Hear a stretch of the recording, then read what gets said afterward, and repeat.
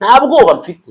Paul yavuze ngo ikera yavuze ngo ntimugahinyura ibihanuro kandi ngo mwubahe bose keretse ngo cyane cyane ngo abagoka no kuvuga ngo abagoka bakanavunwa no kuvuga ijambo ry'Imana tujye tububaha.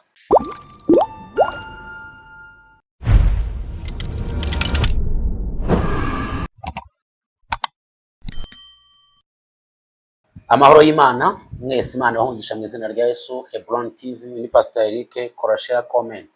Kuri kamera mpari kumwe na Christian. Uyu munsi twazanye amakuru mashya. Iteka ryose duhorana amakuru mashya, kandi nyine nibyo duhora imbere y'Imana dusenga kugira ngo Imana ituvugurure, kugira ngo Imana idushyigikire, kugira ngo Imana inezeze imitima yacu kandi igire ikiduha kugira ngo tukibamenyeshe. Nari mbakumbuye, ndabakunda cyane, bifuriza ibihe byiza aho muri hose, abadukunda abadukurikira, ariko rimwe na rimwe mujye munanyibwira abadukurikira batavuga n'ibiki, hanyuma tubone nuko tujya tubasengera. Nibyo byiza kugira ngo tubashe kumenyana neza Imana umugisha, ariko ndanabasengera abantu badukurikira kugira ngo muhabwe umugisha. Muzajya munabibona ko hari impinduka, kubera ko umuntu wafashe umwanya bakagukurikira buriya uba ukwiye kumusengera sometime. Reka rero dusenge hanyuma twinjire mu ijambo ry'Imana, icyo Imana yampaye kubaha uyu munsi. Uriteguye kumva icyo Imana igiye gukora? Witeguye kumva icyo Imana igiye gukorana nawe? Uriteguye kumva icyo Uwiteka agiye gukorana nawe muri uyu mwanya agiye kuguha? Agiye gufungura igipfunsi iki, kandi hari ubuzima. Mana, mu izina rya Yesu, imbaraga zawe zibe kuri twe, dushyigikire. Ngiye kuvuga ijambo ryawe, ndagira ngo uze ubane nanjye, kandi nambara ubwiza bwawe, nambara icyubahiro n'ubushake byawe, kandi Kristo wa Nazareti umwuka wera anzeho cyane, kandi umuntu wese ugiye gukurikira abohoke abwirijwe nawe, kandi yumve impinduka. Haleluya, yumve impinduka, yumve impinduka. Ndagushimiye ko ubikoze mu izina rya Yesu, amen. Imana ibahe umugisha, Imana ibahe umugisha. Umunsi ndifuza ko tuganira ku ijambo ry'Imana rifite insanganyamatsiko ivuga ngo hari amavuta azuye ibyawe. Hari amavuta azuye ibyawe. Ndagira ngo tuganire iryo jambo, hari amavuta aje kuzura ibyawe. Haleluya. Dusome iryo jambo ry'Imana, turarisanga mu gitabo cya kabiri cy'Abami igice cya 4, turasoma umurongo wa 19, turamanuka dusoma imirongo isa naho ari myinshi, ndazi ko bitabangamira, turagera ku murongo wa 37. Turasoma umurongo wa 19 w'igice cya 4 cy'Abami ba kabiri, hanyuma tumanuke hepfo. Bibiliya iravuze ngo ahageze abwira se. Reka duhe ku murongo wa 38 wa 18 kugira ngo twumve context neza. Aravuga ngo umwana amaze gukura, umunsi umwe asanga se mu basaruzi. Ahageze abwira se ati, umutwe we, umutwe we. Se abwira umugaragu we ati, muterure umushyire nyina. Nuko aramujyana amushyikiriza nyina. Nyina amwicaza ku bibero. Agejeje ku manywa y'ihangu arapfa. Amaze gupfa, nyina aramwurirana, amurambika ku buriri bwa wa muntu w'Imana, aramukingirana, arisohokera. Ahamagara umugabo we aramubwira ati, ndakwinginze nyoherereza umwe mu bagaragu bawe n'indogobe imwe, nyaruke ngere kuri wa muntu w'Imana ngaruke. Nawe aramubaza ati, niki kikujyanye iwe none, ko atari mu mboneko z'ukwezi cyangwa umunsi w'isabato? Nawe ati, ariko ni byiza ko ngenda. Nuko uwo mugore ashyirisha amatandiko ku ndogobe, abwira umugaragu we ati, erekeza tugende. Tugende buhoro keretse nkubwiye. Tugende buhoro keretse nkubwiye. Ijambo ni ry'ubwenge. Nuko aragenda asanga umuntu w'Imana ku musozi w'i Karumeli. Umuntu w'Imana, mwibuke ku musozi wa Karumeli ibintu byahabereye. Umuntu w'Imana amwitegeye ari kure, abwira umugaragu we Gehazi ati, nguriya wa mushunemukazi. Ndakwinginze irukanka muhure, umubaze uti, ni amahoro n'umugabo wawe araho n'umwana wawe? Umugore arasubiza Gehazi ati, ni amahoro. Ntiyigeze amubwira ko yapfuye. ageze kuri uwo muntu w'Imana aho yari ari ku musozi, amufata ibirenge, mu yandi magambo aca bugufi. Gehazi aramwegera ngo amusunike, ariko umuntu w'Imana aravuga ati mureke, afite agahinda mu mutima, kandi Uwiteka yabimpishe ntiyabimbwiye. Umugore aravuga ati mbese ninjye wasabye databuja umwana w'umuhungu?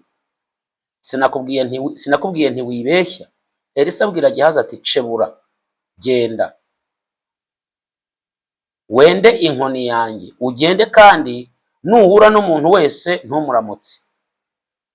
Ukuramutsa ntumusubize, maze iyi nkoni uyijyane uyirambike ku maso y'umwana.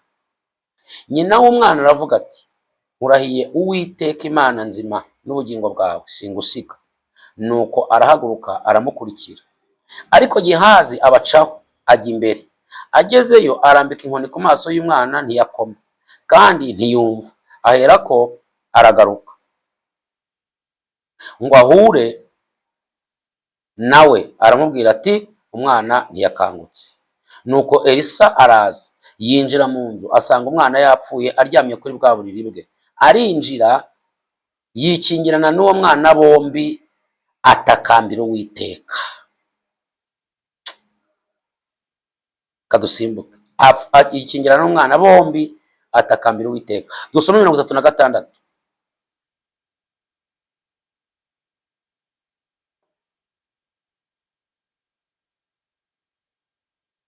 Dusome 35. Elisa arabyuka yigenzagenza muri iyo nzu, akubita hirya no hino, aragaruka arongera arurira amurambararaho. Umwana yitsamura karindwi, arambura amaso. Elisa ahamagaza Gehazi aramubwira ati hamagara uwo mushunemukazi. Aramuhamagara aramwitaba. Ahageze aramubwira ati terura umwana wawe. Nuko araza arunama amugwa ku birenge bye, aterura umwana we arasohoka. Amen. Mwihangane dusoma imirongo myinshi, ariko ni imirongo irimo gukiza, ni imirongo irimo kubaho. Mbega amavuta agiye kuzura ibyawe, mbega amavuta agiye guhindura ibintu, mbega amavuta agiye kuzura ibintu byarapfuye, mbega amavuta azura. Sinzi impamvu iyo ngeze mu mavuta azura mba numva ngeze ahantu hanjye. Nkunda Bibiliya Mana yanjye, nkunda Bibiliya kuko hari amavuta azura. Iyo tuvuga ngo Imana irazura, si bya bindi bya kera yagiye dusoma amakuru kuvuga ngo ari amakuru n'ay'abantu ba kera. Nta mpamvu. Wa mugore we, ibintu bigiye kuzuka. Wa mugabo we, hari ibintu byawe bigiye kuzuka. Ni ukuri byari byarapfuye, ntiwirarire, ntiwihagarareho. Byari byarapfuye completely, byari byarapfuye kugeza n'ubwo wakarabye, no gusenga ubisengera warabihebye, no kubyiririza warabihebye, no kubibirira warabihebye. Ariko uhereye umunsi ntiwongere no kubisengera, hari amavuta aje kubizura. Ndagusaba ikintu kimwe cyitwa kwizera no kugumaho Yesu ari. Ntabwo bitukubwira ari amagambo yafashe. Hari amavuta aje kuzura ibintu. Rebiveski tere baradrobe voria mangi tesikota voria no wipiski. Hari amavuta aje kuzura ibi. Delemosi divekos.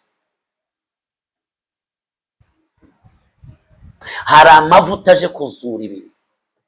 Uyu munsi ikintu Umwuka Wera ambwira gukora ndagikora. Ko ndumva ikirere cyakingutse. Reka mbaze nkunyurire mu makuru mo gakeya. Ndumva ikirere cyakingutse. Muri nge ndi kumva ibihe byiza. Muri nge ndi kumva ikirere cyakingutse. Muri nge ndi kumva amavuta. Muri nge ndi kumva kubaho. Muri nge ndi kumva hari abantu bagiye guhembuka.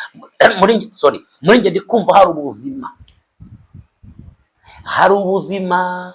Muri we hari ubuzima. Iyorere. Hariho umugore w'umukire utuye ahantu hitwa Ishunemu.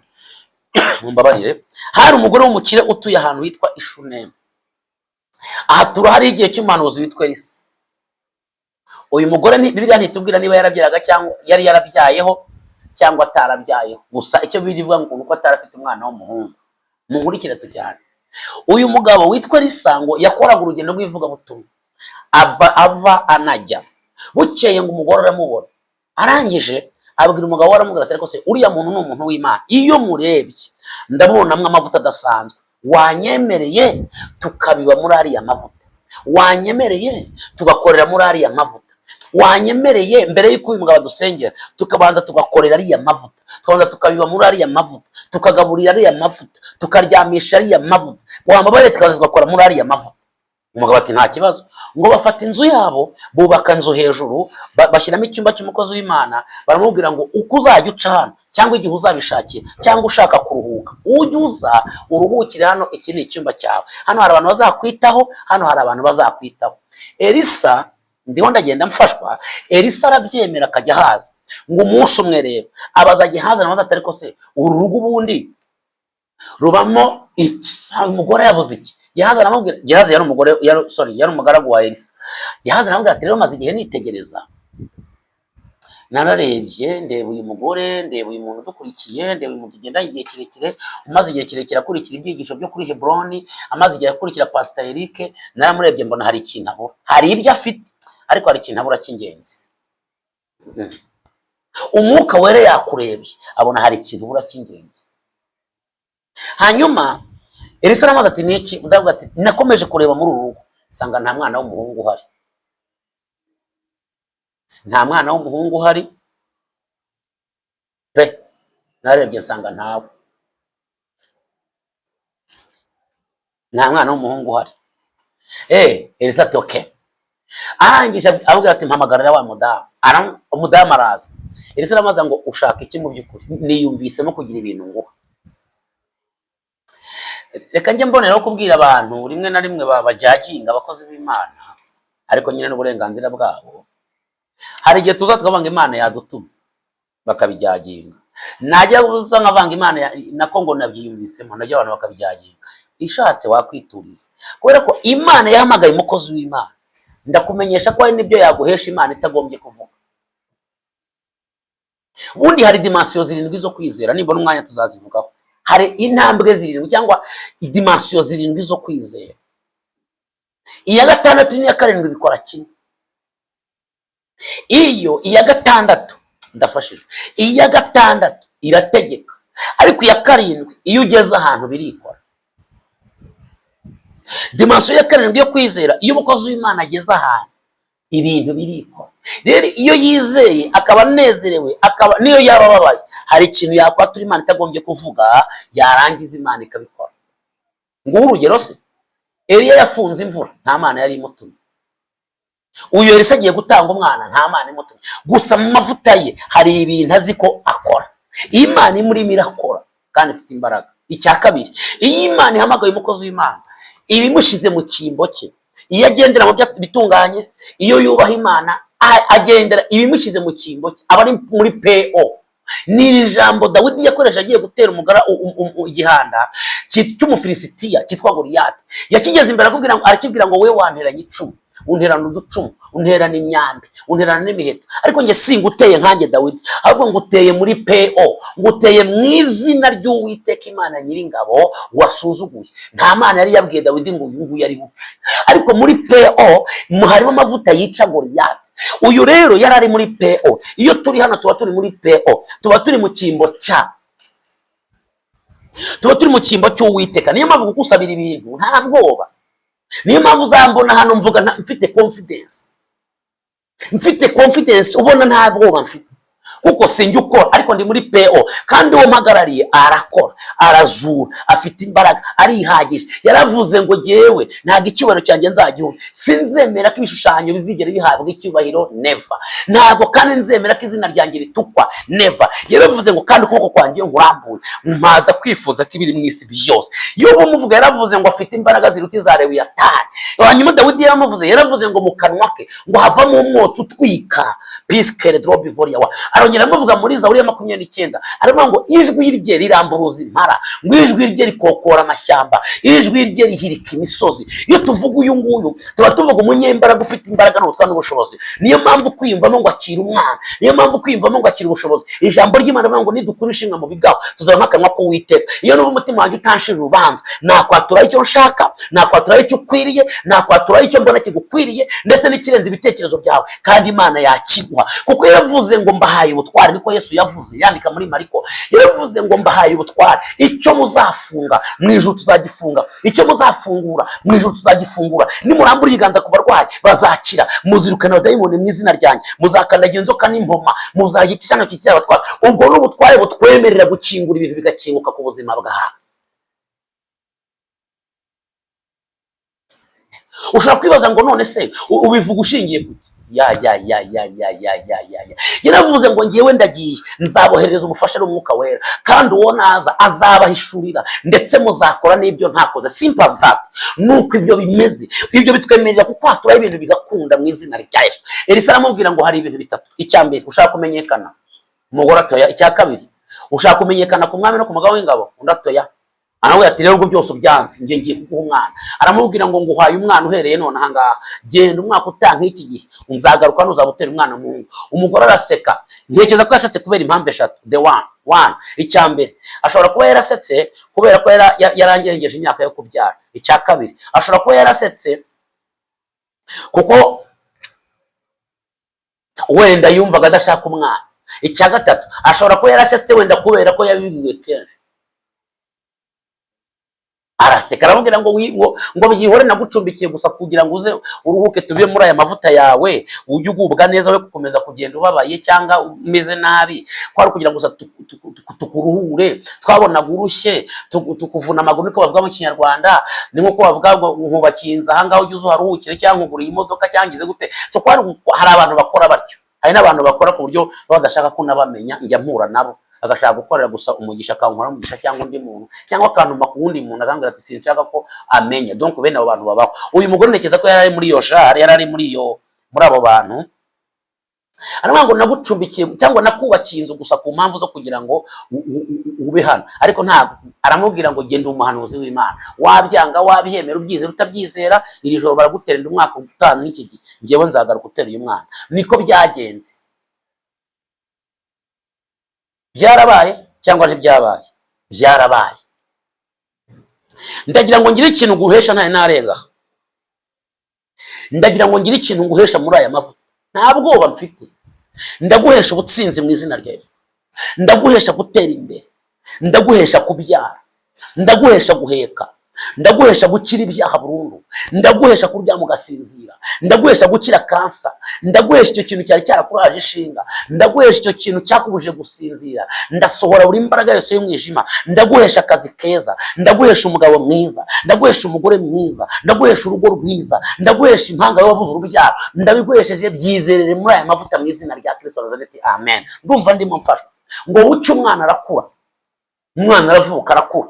Ngo bukeye asanga se mu isarura, the pasque de glory yavo, asanga se mu isarura. Imana iguha igitangaza kivuga. Imana ikuremeye ubuzima bufatika. Dore igihe wahereye wicaye ku musozi, kwemera amavuta. Kandi mbaze nkubwire, kwemera kwakira amavuta ku mushuri mu kwamuhesheje umwana.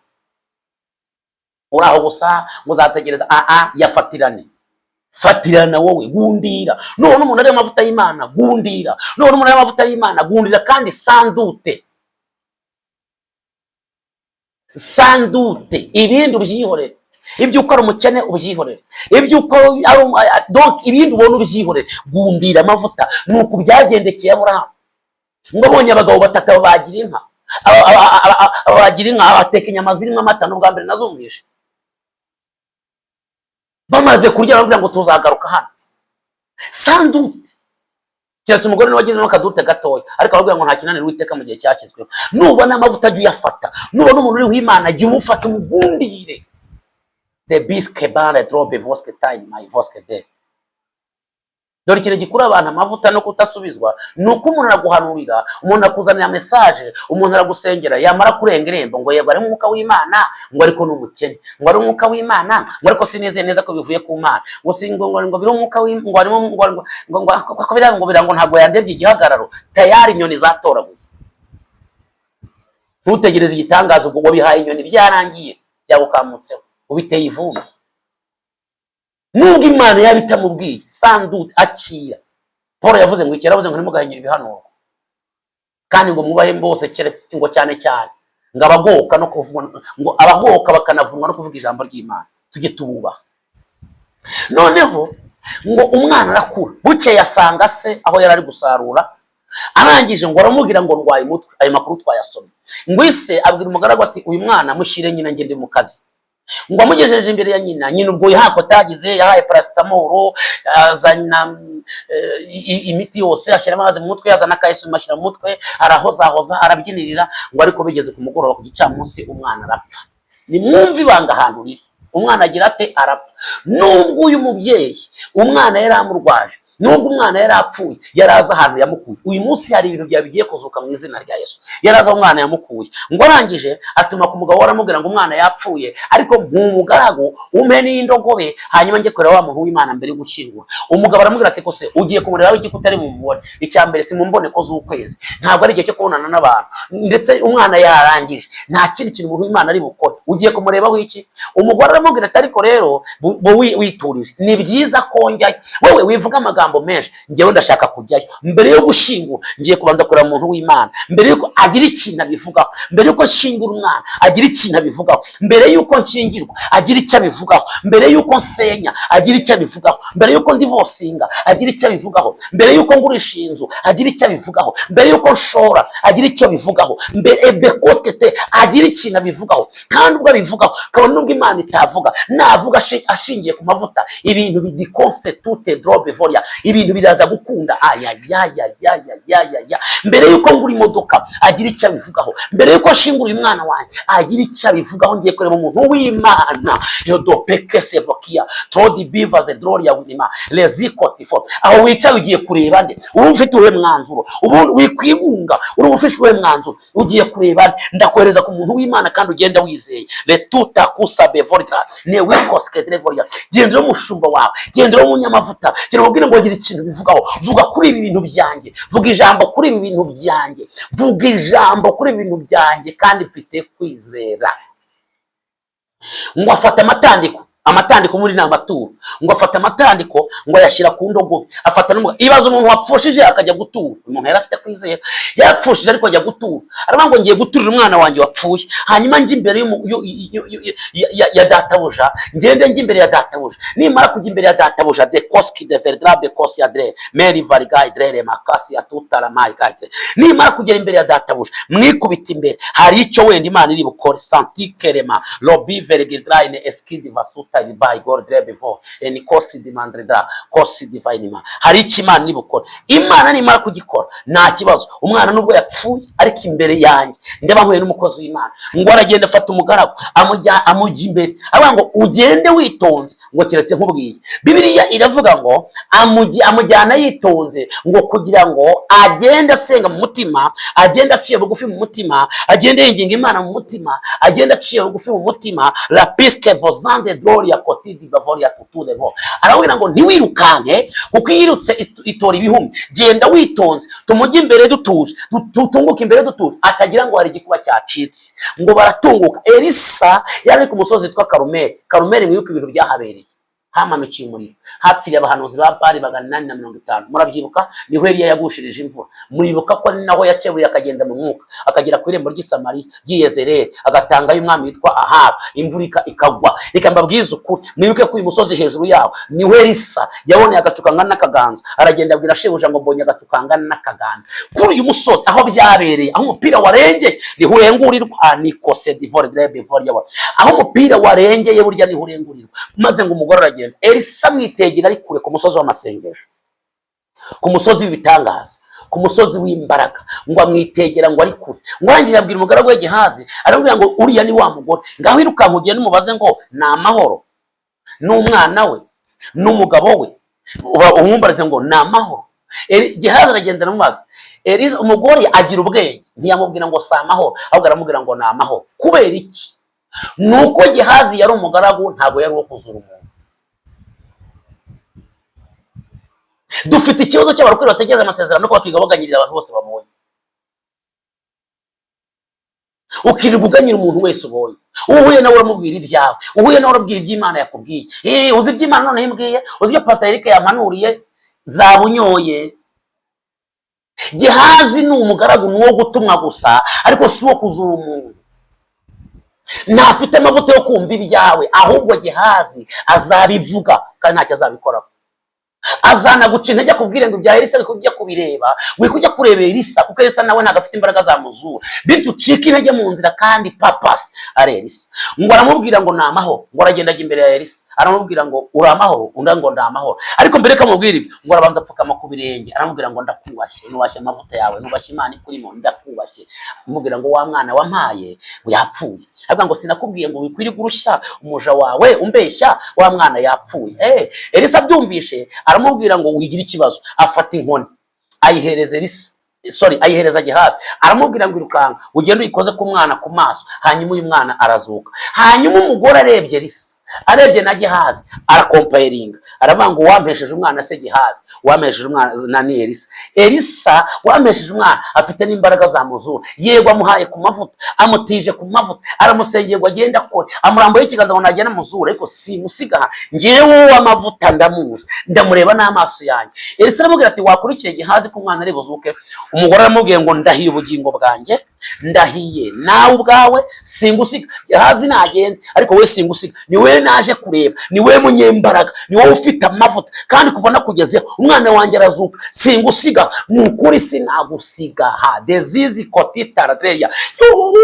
Umva nkubwire mwana w'Imana, hari dikose de kotia, hari imbaraga, hari uhuye nawe, hari imbaraga zizuye dikotiske de vordreya. Iyo nkubwire Imana izura ni makuta mu bitangaza Imana yamaye gukora, harimo n'impano yo kuzura abantu. Musi umwe barampamagara mu gitondo muri quartier ntuyemo, hano i Kigali, barambwira ngo hari umwana wapfuye ejo, umudiyakoni wanjye kamuvuga izina yitwa John, araza arambwira ngo hari umwana wapfuye hano rugo, kandi amavuta nkuziho ari buzuke kuko daimoni yamwibye, iwabo barakenyuka. Ngewe ntabwo nari ni muri mood yo gusengera abarwayi ngo bakire, sinari ni muri mood yo kuzura umuntu, yo gusenga ngo umuntu azuke. Nta ishwi, hari ukuntu umuntu abyuka ari muri mood, reka ntawe nari ndimo.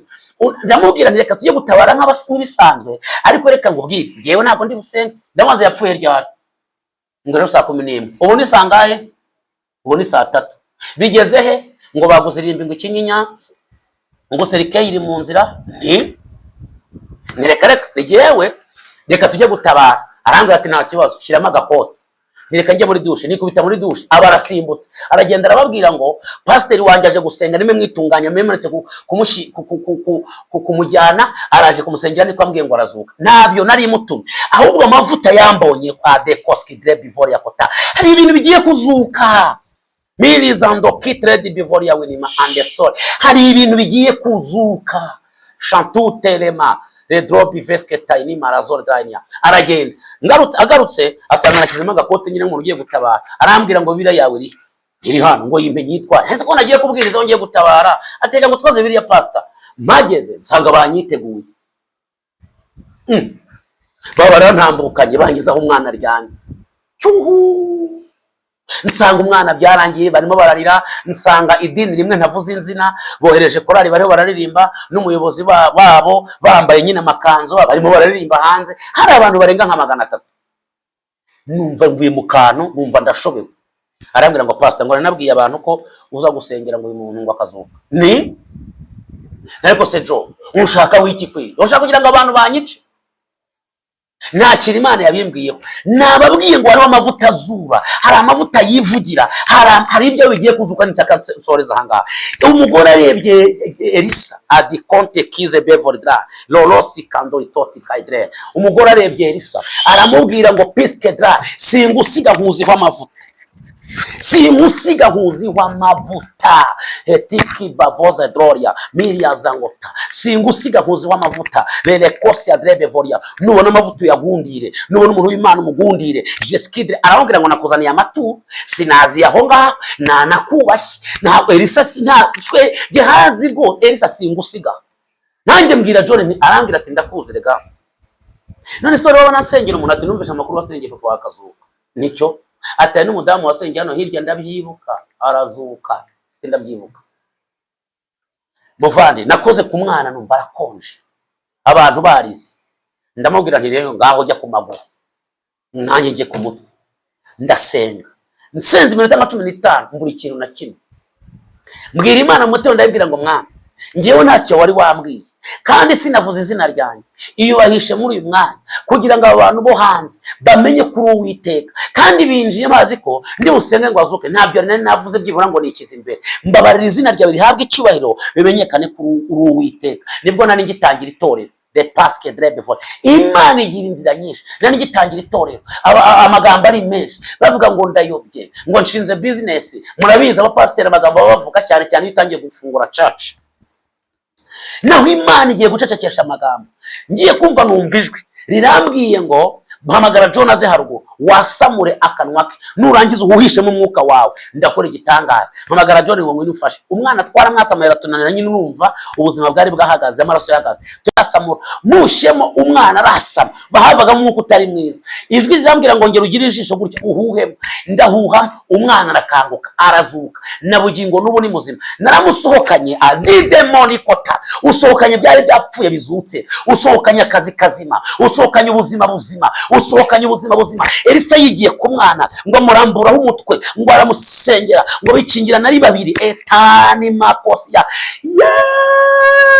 amusengera ari babiri bekosia. Aho urivuga inshuro zirindwi ngo birazutse, birazutse bihuye n'amavuta. Urugo rwanjye rurazutse, urubyaro rwanjye rurazutse, akazi kanjye karazutse, ubuzima bwanjye burazutse. Imbaraga z'Uwiteka zizuye ibyanjye. In Jesus name, in Jesus name, in Jesus name, in Jesus name. Bisque cedro. Elisa ngo yinjira mu nzu, asohokana umwana, amavuta aramuzura, amuhereza nyina, ngo nyina yikubita hasi, ngo aramuvuga ngo nukuri Uwiteka niwe Mana, ngo asenga Imana, yubahisha Imana. Edikoske de bibizi maranga tika ya baba avose de kodreria. Hanyuma ndasenga, umwana amaze kuzuka mbwira John rero nyeganyeza amaguru, dukorere flexology, dukore kinesiotherapy, turanyeganyeza kugira ngo amaraso atembere, kuko sinifuza gusohoka ngiye nyine.